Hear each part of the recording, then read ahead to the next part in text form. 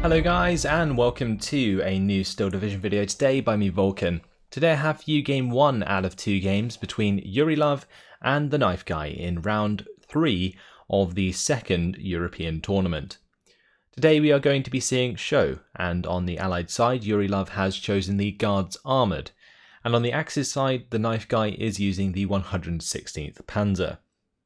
So on a map like Cheux, the 116th can do very well indeed, and this is something that I will be looking to TheKnifeGuy to pull off, because things like the Panzer IIIs and their high veterancy do excel at longer ranges against divisions like the Guards Armoured, where the armour of the forces is not enough to stop the 10 AP that the Panzer IIIs have.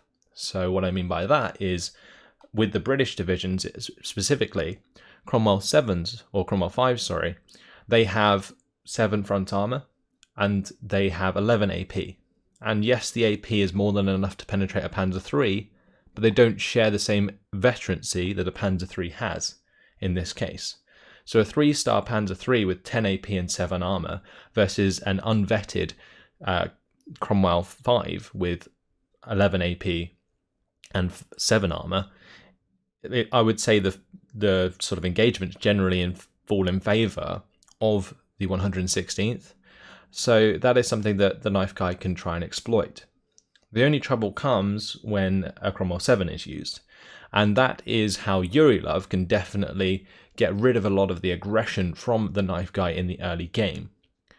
Now, the reason I talk about aggression is because it is generally very important for the 116th to establish itself in Phase A in order to survive basically through Phase B, where they have a very limited income compared to other divisions.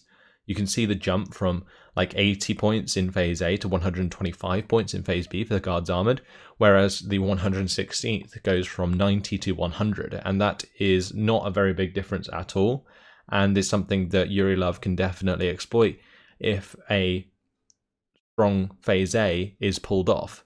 And that's what the TheKnifeGuy will want to stop, and therefore will have to do it himself.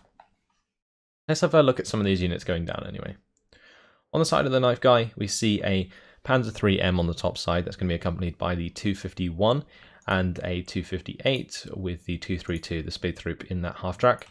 Then we have a Panzer Grenadier or 2 for the mid. I believe one of these will be heading to the town. And then there's also the 250-10 on the bottom side with the Panzer Schreck.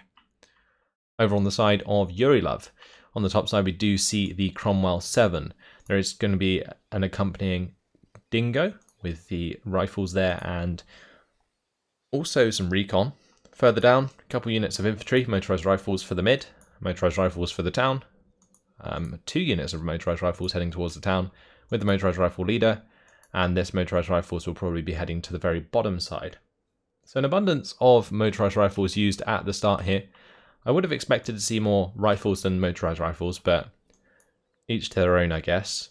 The only reason I would say that is because it would leave you enough points if these were all rifles to invest in something like a Stuart 6, which might be able to do a bit more damage on, say, this side of the map, where he's not really going to be bumping into a Panzer III. But by the looks of the amount of units that the TheKnifeGuy has, this may be a recon start for the TheKnifeGuy. And he will be using that recon aircraft to find the location of Yuri's units, so that he can therefore exploit the gaps in the front line. But I think the main obstacle here for the TheKnifeGuy is definitely going to be this Cromwell 7, and finding a way to kill that is probably the most important thing that I can see that is going to affect the outcome of this game. Because if the Cromwell 7 goes down in Phase A, then the TheKnifeGuy gets a huge advantage. Whereas if the Cromwell 7 stays alive and it starts popping Panzer IIIs, then Yurilove gets a huge advantage, especially moving into Phase B, where it will be extremely difficult for the TheKnifeGuy to stabilize. So it's all coming down to the early game here. And this Storch has been brought in to accompany the Panzer III and the 232 as they charge on forwards. have a look at the Knife Guy's perspective as he reveals the tanks coming his direction. Now what you can do is of course zoom in onto units that are unrevealed when they have still the question marks over their portraits and discover what they are that way. But in this case, the Zorch flies right over the top of them, so it knows that that's a Cromwell 7 and knows that he is going to have to deal with that. So, Panzer III, how is it going to do it? It needs to basically avoid the 1000 meter range engagement because a Cromwell 7 will pretty much win every time. 258 also needs to avoid engaging the Cromwell 7. Panzer III though is going to come under fire. Can use this tree line, or this bunch of trees, to block line of sight. And that's kind of what I'm hoping the Knife Guy does. However, if he maintains the shots on target, there is potential for the Panzer III to pin down the Cromwell 7 and force it back due to it being panicked, because the Panzer III generally hits more on target than the Cromwell 7 does. And that's something that you could exploit, but another Panzer III is on the way, and it looks like what the Knife Guy is going to try and attempt is a double team onto the Cromwell 7. Also, if he does manage to sneak forwards here and kill off the Dingo, that would be a very nice kill for him to get. Instead, firing at the Cromwell 7 once again. 258 taking shots at the Dingo.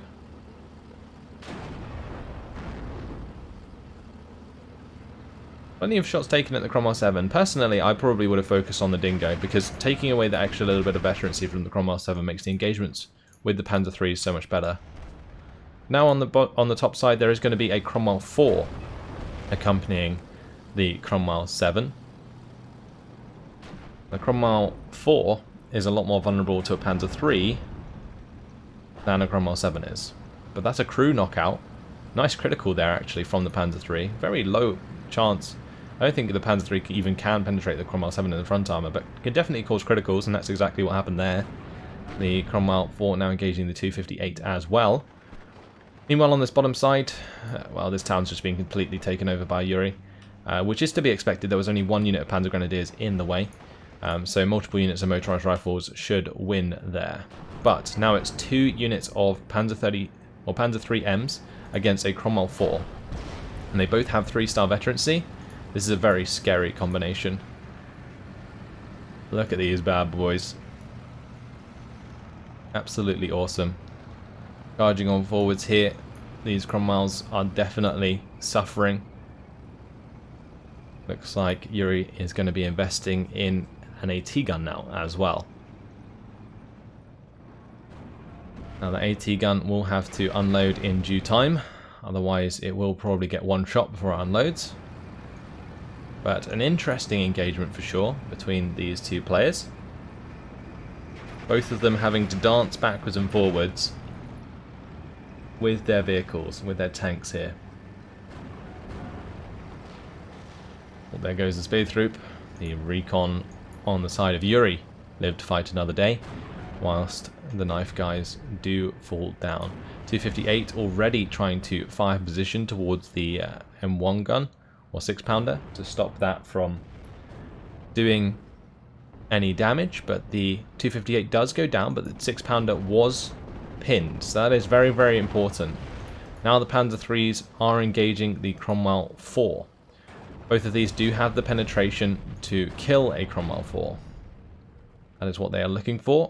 And with that Cromwell 4 out the way, the engagement onto the Cromwell 7 will go in favour of the Knife Guy. But Cromwell 7, still alive, is still taking shots and does find a weapon jam onto the Panzer III. So, very precarious early game for both sides. I liked the introduction of the 6-pounder to sort of push this engagement in favour of Yuri. Now the Knife Guy is going to want to fix up his Panzer III, possibly bring in another one to assist. He is bringing in a new 258 accompanied by that upper blitz munition, so Panzer III is going to go and find itself a repair. Meanwhile, this Panzer III takes cover behind the trees. Yurilove is going to back off. Has found himself an extra 80 points in the early game, which is quite nice. And that's mainly due to this town. But with the accompaniment of a Stuart 6 now, this 250-10, if it gets taken out, could open up a nice salient for Yuri on the bottom side. I don't think either player is really in a terrible position. The knife guy is in a risky position for sure, with if the 250-10 does go down. But it's not like he won't have access to the Panzer Grenadiers, and he can definitely bring in maybe one more at this point. I think he has one left. Got one Panzer Grenadier on the top, one Panzer Grenadier in the mid. The one on the bottom side's on 5 men. I think he would have one Panzer Grenadier squad left, because you get 4 in Phase A maximum. And if he's got 3, then he's definitely got 4, because you get 2 on each card. So, I don't think this is the end of the world at the moment, but the 250-10 has died. Now it's just a matter of cleaning up the Panzer Grenadiers. Yuri can do that with the Stuart 6 quite easily. Panzer Grenadiers are going to be forced to fall back, which is important, because you want unit preservation as the 116th.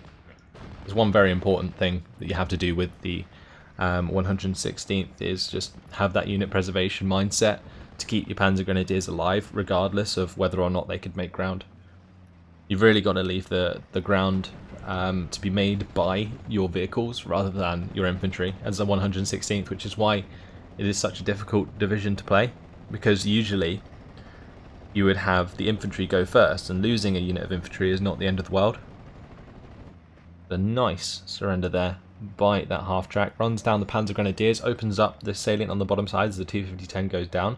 Motorized rifles might bypass this Panzer track, which will leave it able to kill off the Stuart if the Stuart gets aggressive, and it looks like it will be. However, the M5 half-track going first. Panzer Grenadiers end up surrendering a unit of infantry on the top side. This Panzer 3 has been repaired. Another Panzer 3 on the way.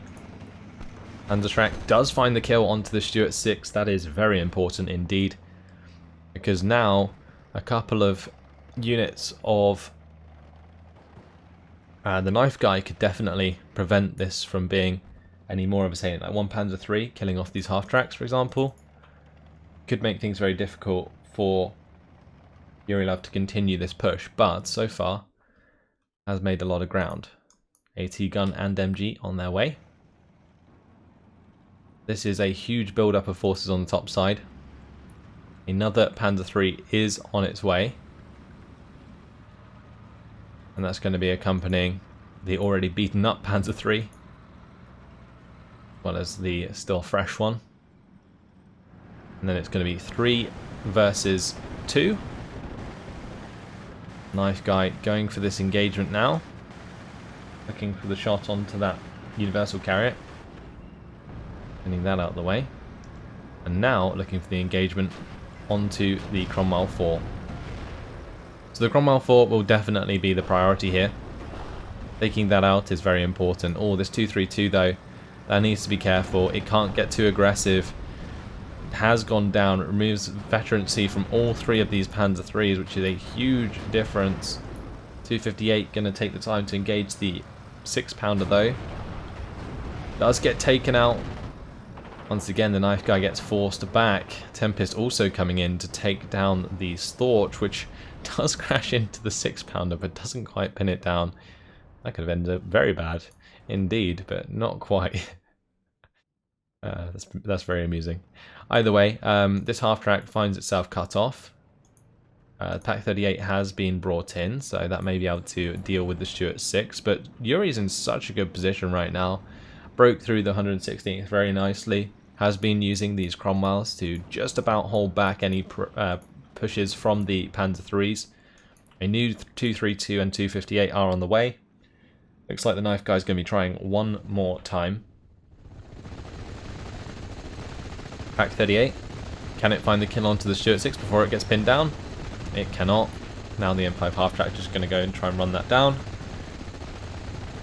He can definitely fast move towards that with this half-track. So I'd like to see Yuri do that down this main road here. Stuart 6 now advancing to try and cut off this spawn. I think this spawn actually has already been cut off. The one in the mid has not just yet. But a very precarious position for the knife guy now. It seems as though it was for both players at the start. That mainly came down to this engagement with the Panzer IIIs versus the Cromwells. Now the Panzer III is going at it again. That one at the back took an absolute beating. Still taking more shots. TheKnifeGuy really needs to spread these out. It's a bit silly having them so close together, because a couple of shots that go like astray from these Cromwells can just pin down all of them. Like if a unit gets hit directly, it doesn't pin down the unit surrounding them as much, but if a unit actually misses and the shot lands next to them, then it pins down multiple units. And 258 being killed off again. Panzer III is just going to have the back off. Panzer Grenadiers, well, there goes the unit preservation, as Cromwells are going to be able to hit those very hard.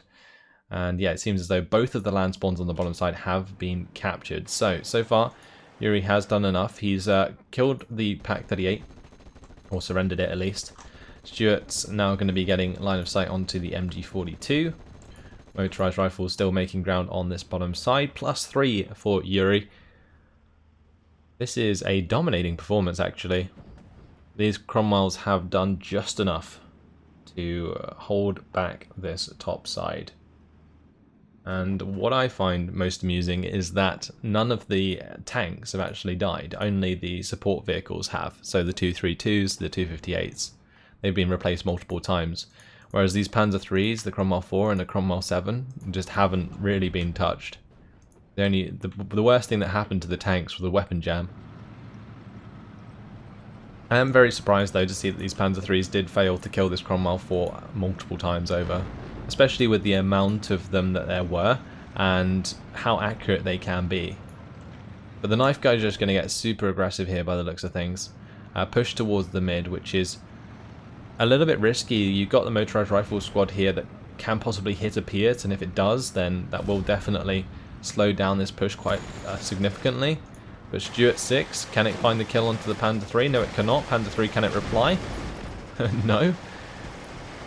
At that close range, you'd expect a kill, but the Cromwell 7 has gone down. It looks like the Panzer III took a side shot there. Yeah, the Cromwell 7 started fast moving down to the bottom side. It got shot in the arse, actually. Now the Panzer III engaging the 6-pounder at close range. The Panzer III coming through, hitting the Stuart 6 hard. This is looking very, very bad all of a sudden, but a Firefly is on the field. Firefly 5Z coming to the rescue. Cromwell 7 does go down. Stuart 6 goes down, so does the half-track. This Panzer III is trying to deal with the Cromwell 4 on the top side after getting ammo storage hit, which leaves the Cromwell 4 without any AP ammunition. But surely this Firefly is going to clean up these Panzer IIIs in the mid, leaving Yuri in a very, very good position. Currently 7 minutes and 35 seconds left on the clock. And this has been such an interesting battle. It's not often that you see a battle like this on show. Yes, you expect like open field battles quite often, but generally it's quite one-sided. Whereas this open field battle, in this case, has been so like equal throughout that it's been very interesting to watch. Typhoon AT though easily kills off the Marder 3. This Panzer III trying to just hide behind those tree lines, or those little trees there, as the other Panzer III has been taken out. This Panzer III still trying to chase down the Cromwell 4 on the top side. 17-pounder though, that's going to take out the Panzer IV. What a crazy game. And Yuri's been sat on the spawn for quite a long time now, so knows that all of the units that are coming in are from this top side. Very easy to control a map when you know where every single unit is coming from. MG42 does find itself pinned down. Now it's time for the motorized rifles to just run them over. And then basically Yuri can focus on pushing to the top right of the map. Cromwell 4 still being chased. Does not have the ammunition to fight back, so the Panzer III can just continue moving forwards. Sherman 5 has been brought in though, and that will be able to stop the aggression from the Panzer III. Also the Firefly heading up that way to block off the Panzer III's advance down that road. But I don't feel like the Knife Guy is coming back from this, and Yuri managed those Panzer III's very well on the top, and I did mention how important the Phase A with that Cromwell 7 would be, and Yuri managed to micro it very well. So the Knife Guy is going to surrender, 15 minutes and 58 seconds. A decisive victory for Yurilove. Very well played indeed. Used the Cromwell 7 perfectly to negate the power of the Panzer III's. And had that discussion at the start, and it seemed to work out that way. So 1,275 kills to 565 losses in the end. A nice try by the Knife Guy to try and break through at the end there with all the Panzer III's, but since it had moved into the latter phases, the Firefly was available, and that definitely made things difficult moving forwards, since in Phase B there is no real vehicle on the side of the 116th that can deal with a Firefly except for maybe a Jagdpanzer, and even that struggles really. But in the end, kills, we see the motorized rifles doing well. The Cromwell 7, it didn't actually find the kills onto the Panzer III, but it stopped the aggression of the Panzer III's. Same deal with the Cromwell 4. Stuart 6 coming in on the bottom side and cleaning up the 250-10s was important to allow the motorized rifles to continue forwards. And the Tempest, it did win an engagement against the MU-109 G6R6 that we must have missed and killed the Storch.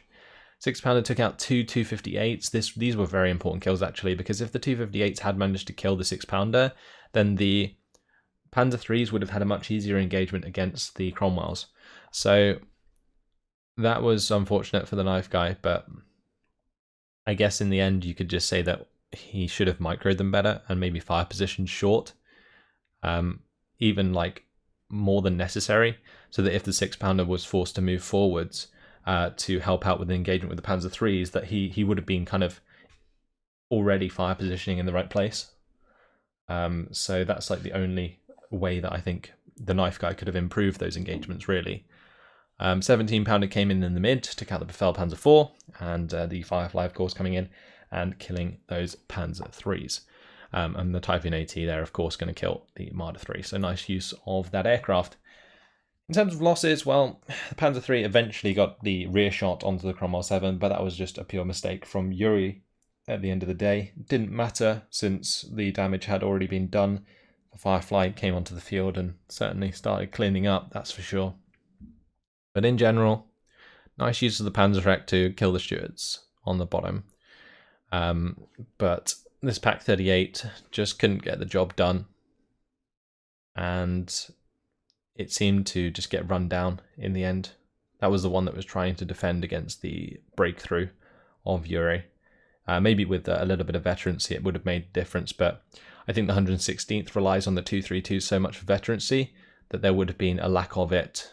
A lack of command to give that Pak 38 any veterancy without spending a bunch of points. So, yeah, the Knife Guy tried his best, definitely had the right idea using the Panzer III's in the open, but the Cromwell 7 wins the day in the end and prevents that push for long enough for a Firefly to arrive.